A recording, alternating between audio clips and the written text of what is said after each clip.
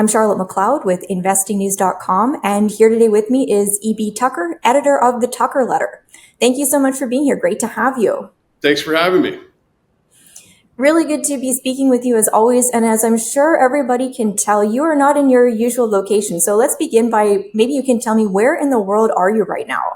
I'm in Morocco, so just barely at the northwest sliver of Africa. So I'm about hour and a half south of Tangier. I've been over here for a little while, and my newsletter on the next newsletter will give some more detail about what I'm doing here. People should read ebtucker.com, Tucker Letter. You can read that for free, and I'm telling people kind of what I'm up to, what's going on. This is a great country. I mean, really, really great. For a number of different reasons, and I don't want to bore everyone here now with that. I'm going to lay it out in next week's letter. Okay, so this is coming up. I'll leave the link to the newsletter. People can sign up if they want to find out more about what you're doing there. Very beautiful. It looks almost like it's not real, as I told you before, but of course it is. So let's get into it. I'm happy to jump in the pool if necessary, just to prove that, it's a real pool. Okay. Yeah. We won't make you do that. I'll believe you. But very, very beautiful, and appreciate you taking the time out while you're traveling to do this. And I'll try to keep it short and sweet so that you can get back to what you're doing over there. I was going to start with gold because we've been speaking about gold for years at this point. People like to get your thoughts on gold. We're coming off a record-setting year for gold, and some people are still really wanting more from the metal in 2025. Where do you see gold going next year? Do you have a price prediction in mind? What are you thinking? Well, the thing I think people really missed was the price ran up drastically this year because the market clearly expected a Democratic win in the U.S. and that run to 2750 or 2780, wherever we got, it backed off $100, as soon as there was a different outcome than the market expected. And I think people should really, put the politics aside and realize that what that tells you is that the market thinks there's going to be a pro-business climate.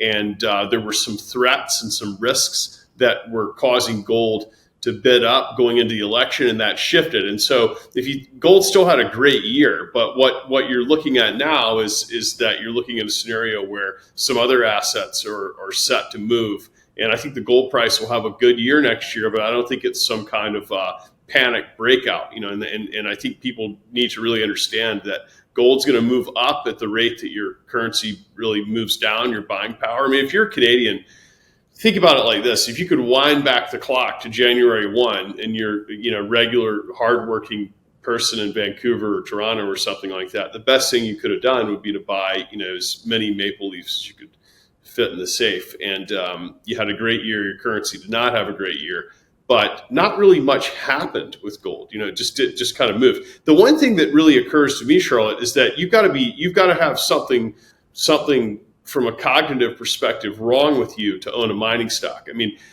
it's amazing what's happened in the business. I mean, you've got overpaid executives, bloated boards, some of the people at the conferences. I mean, I've turned down speaking opportunities, at these conferences because my question to the promoter was, who's there? I mean, it's what's even the point of talking about it?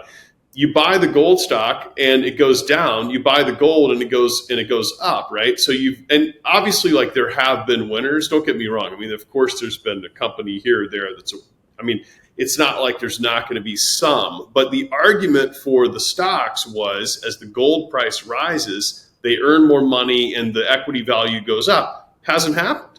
And even if you look at like a basket of 4 or 5 that went up this year, 40% or something like that. What's the big deal? I mean, you could have bought the S&P and made, almost that much. And you don't have any of the jurisdictional problems. You don't have any of the CapEx problems. And I just think it's like something's very, very wrong in that business. And I don't think this whole sales pitch of like, don't quit before the miracle happens, I don't think it works. I mean, the whole game here the Fed wants you to play is to buy stuff that goes up in value, to sell it, and to pay capital gains tax. And you just have not effectively done that in the mining business, except for maybe 6 months in 2016, couple months, in 2019, a little bit after the flu panic in the US. You had a few months of bliss there. but it hasn't really been something material. I mean, you've had to be very, very nimble, like get in there quickly, get out of there. And that's not really a bull market. I mean, and all these guys will tell you, well, everything else is going to collapse. I just think you got to really ask yourself a hard question of like, what am I doing in this business? And a lot of times shocked to hear me say that, but I mean, it's been a long time since I've been associated with any major investment in the gold space outside of bullion, because the bullion has worked and the companies have not worked. I just think people really have to look at that. I mean, it's shocking when the actual product itself has done better than the companies producing it for many, many years. And then to say, well, that's going to change soon.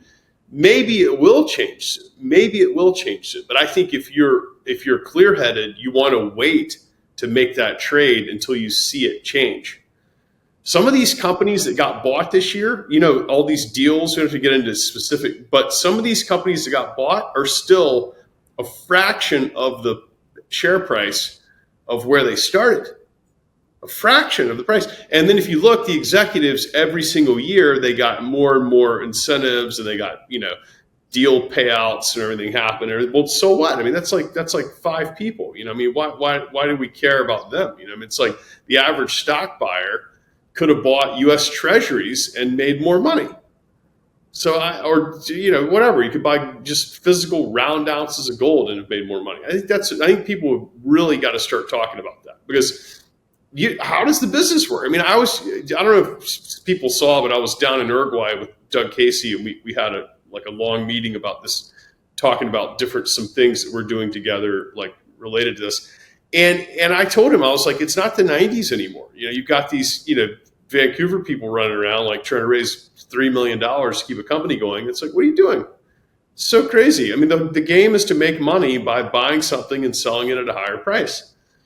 That's the game. And you did it with Bitcoin. In the newsletter, we wrote about Bitcoin. We had nasty comments from people. It's really amazing what people say. And we bought it for like in the 30,000s and wrote it up to 100. I mean, what is so bad about that?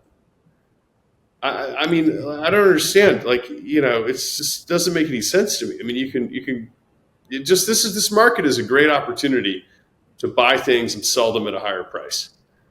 I just think people really miss that. That's all you got to do. All you got to do is buy the things that go up. That's what you have to do, not the things that go down. Okay, yeah, it does. It sounds simple when you put it that way. And I think going back to the mining stocks, I think people probably will be surprised to hear you say that. I've heard you talk about this topic in other interviews. So maybe we can just take a little bit of a quick look there and go into a little bit more about what you're saying. Is that mining stocks across the board, you're not interested right now? And what would make you change your mind, if anything? Is it just, better management needed? It sounds like you've got a lot of problems. I'm pretty tired of the management. It's the whole song and dance that they put on is like, it's this story that you're just tired of hearing. It's just kind of like, look, I mean, it's the same people in all the deals. It's the same process. Sure, you sold your last company, for 50 cents and, you'd raised money at $1. I mean, who cares about that? I mean, that's just not like that. It doesn't work. I mean, and I think what would open up people's mind a little bit is to be involved in other deals. Like, I'm involved in stuff that, like in the tech business, for example, when you see the way it works and you're just like, well, that's how you're supposed to do the deal, is that you raised money at $1 and then $5 and $10 and $20 and $80. I mean, you're just like, whoa, okay. I mean, at higher prices, that's what you're going to do, because you built real value. And, like going around and clubbing each other with shovels down in, Central America for 7 years and losing most of the money, and then getting bought by a stable, large competitor for half of where you sold stock, that doesn't work for me. I mean, and it's like, obviously people are going to say, oh, well, my company's different. Yeah, maybe so. But the reality is, a bull market is when almost everything goes up. I mean, what people need to realize is that you want to get involved in things where the executives can stumble around and spill coffee on their laps and still make money, because the product or service that they're providing is in high demand.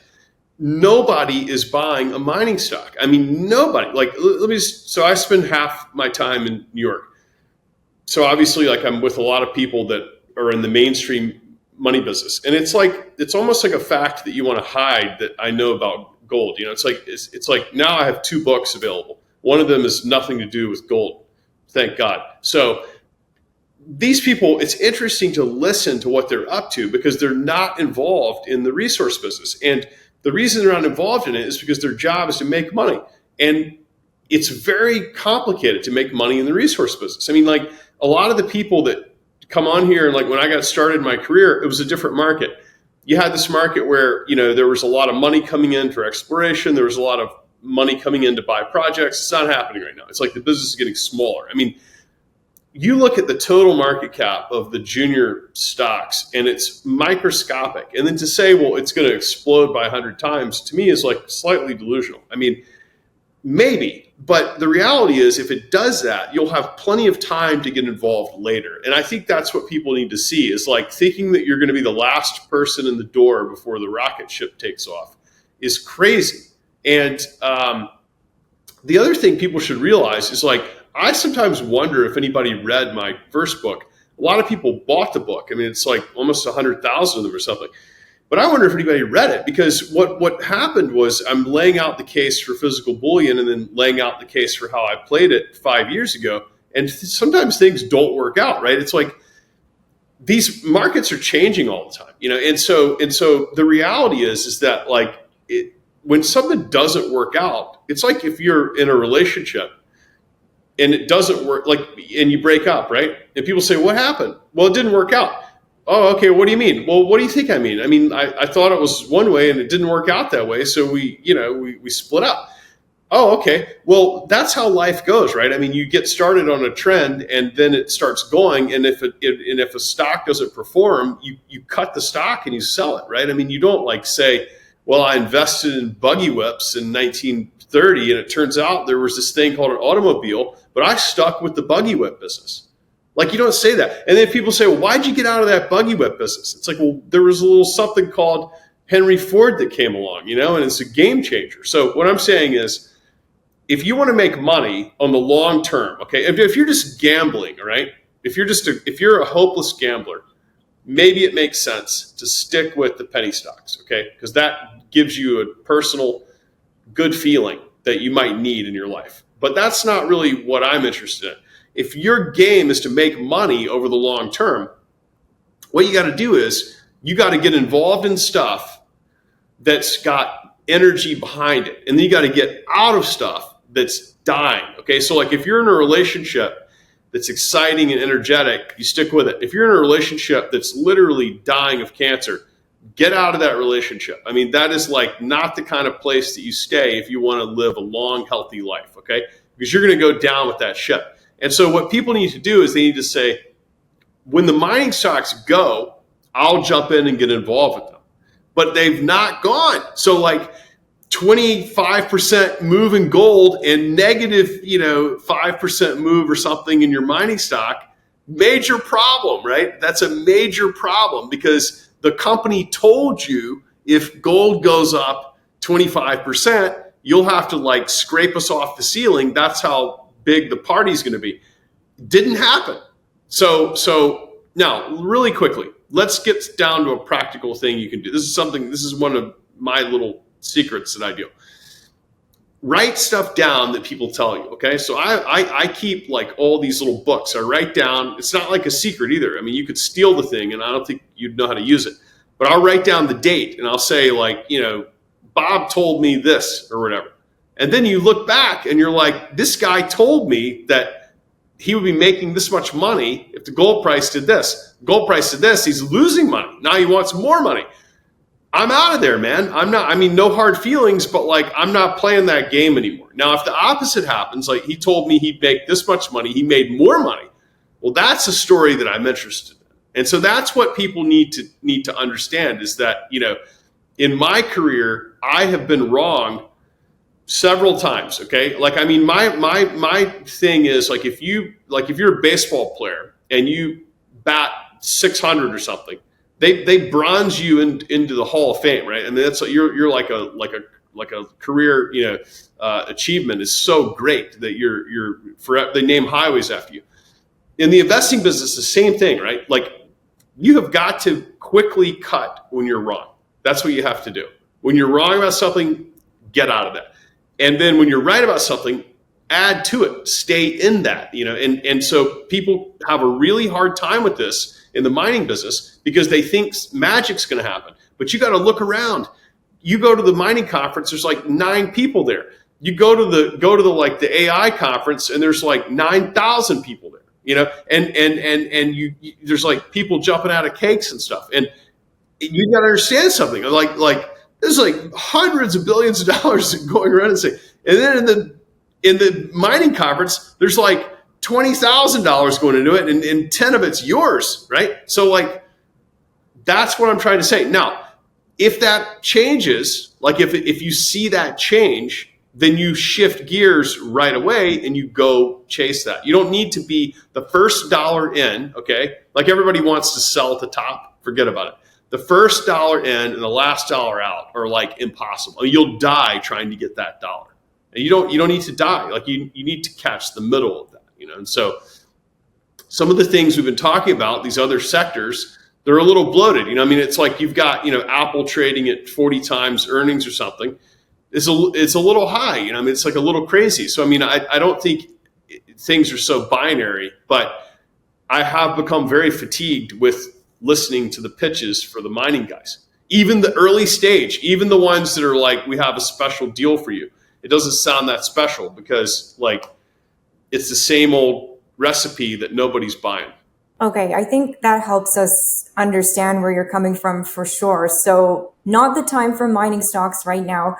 You mentioned in one of your recent newsletters, it's really important to follow the trend, which is what you've been talking about right now. So for 2025, where are those trends that you're following? Yeah, biggest thing is energy. I mean, like we've the last couple months we've done massive amounts of research in the energy space. Where like one of the reasons is because we had an energy play this year that we sort of like.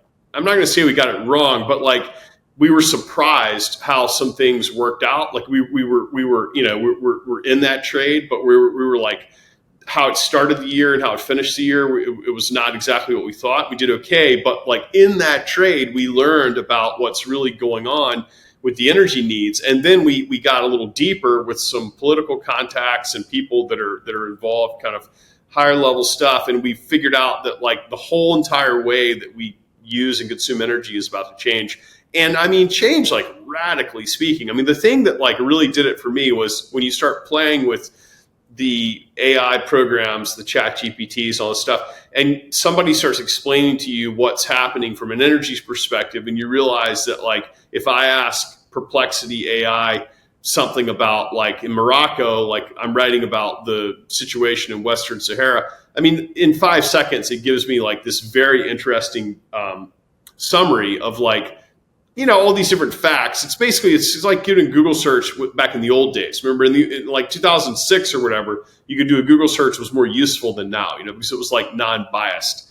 Anyway, so that search with Perplexity AI or Chat GPT, that massive search uses 10 times the energy as a Google search. And so you start thinking about it and you're like already, Dominion Power in Virginia, for example, like you got to wait like 5 years to hook a data center up to the grid. It's like completely broken. And so we started getting into this. We realized that like the entire way you power all the stuff out the window, like forget about it. Forget about solar, wind. I mean, that's going to do your house, right? Like you're going to have solar for your house. You're going to have wind they have wind here in Morocco. It's like, it's pretty good. So like, but the thing is that that's not going to power the AI. But then we figured out that the AI situation is like almost identical to the space race of the 60s, 70s, 80s to the whole Reagan Star Wars thing. I mean, it's like you've got this panic, a sheer panic of like we have to beat the Chinese. And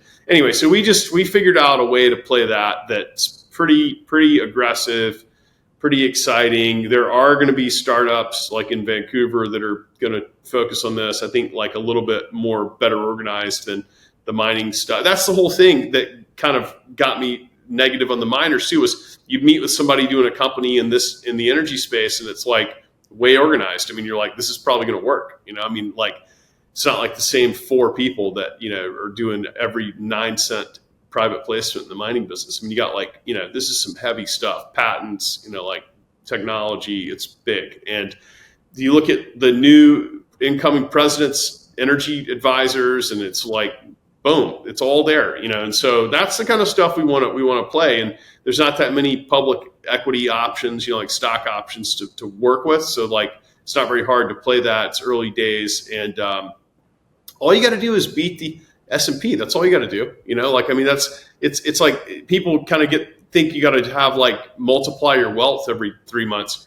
Forget about it. If you grow your money like a little faster than the S&P every year, yeah. And what I do is like have like a Morgan Stanley guy, and then you just like compete against the guy, and then you just like give him a hard time at the meetings or whatever, and you're like, come on, man, it's not that hard. You got to do better than the index. So I think that's how people should see next year. I mean, there's been a big shift. You had that big shift after the election, like certain things started moving. So, I mean, like yield curve is upward sloping at the moment, which probably means the economy is slowing down. The cost to borrow money is stair stepping out like the way that it should be doing, which means that like you're probably going to have a slump, and then you're going to come out of the slump and grow, and things are going to get more expensive.